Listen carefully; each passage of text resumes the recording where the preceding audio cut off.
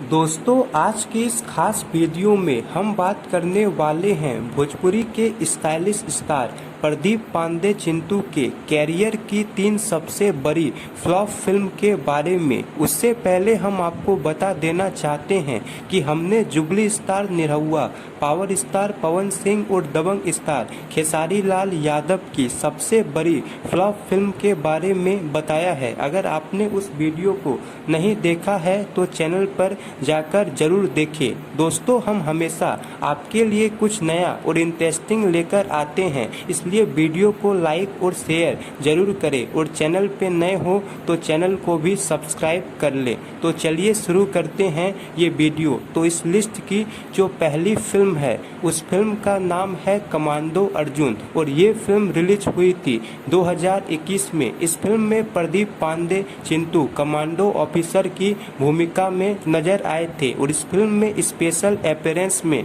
नजर आई थी काजल राघवानी। ये काफी बड़ी बजट की फिल्म थी जो कि साउथ की फिल्म मिशन गोल्डफिश की रीमेक थी और ये फिल्म बॉक्स ऑफिस पे फ्लॉप साबित हुई थी। इनकी जो दूसरी फ्लॉप फिल्म है उस फिल्म का नाम है माई रे माई हमके उहे लड़की चाही और ये फिल्म रिलीज हुई थी 2018 में। इस फिल्म में प्रदीप पांडे चिंटू के अपोजिट नजर आई थी प्रीति। ये काफी शानदार फिल्म थी, लेकिन ये फिल्म बॉक्स ऑफिस पर कुछ खास कमाल नहीं दिखा पाई थी। दोस्तों, इस फिल्म का एक गाना पांडे जी का बेटा हूँ काफी ज्यादा पॉपुलर हुआ था, जो कि प्रदीप पांडे चिंटू के पूरे फिल्मी कैरियर का सबसे हिट सॉन्ग है, लेकिन ये फिल्म बॉक्स ऑफिस पे फ्लॉप साबित हुई थी। इनकी जो तीसरी फ्लॉप फिल्म है उस फिल्म का नाम है मंदिर वहीं बनाएंगे और इस फिल्म में प्रदीप पांडे चिंटू के अपोजिट नजर आई थी निधि झा।